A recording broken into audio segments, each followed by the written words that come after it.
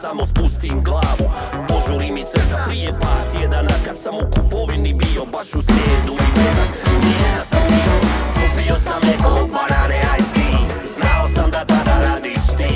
I kad sam pošao do tog rejona krema, preko police ne pizne miris tvog parfema. Pogledi se sretno, cijeli svijet je stao.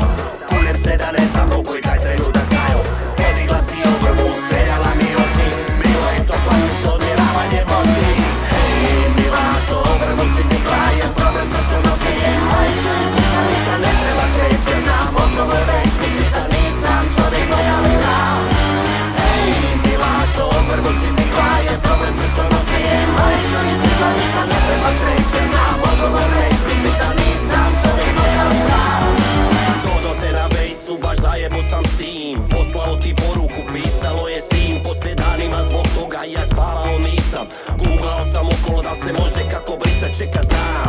Otišlo ti u spam, tješio sam sebe, svjesno lagao si znam.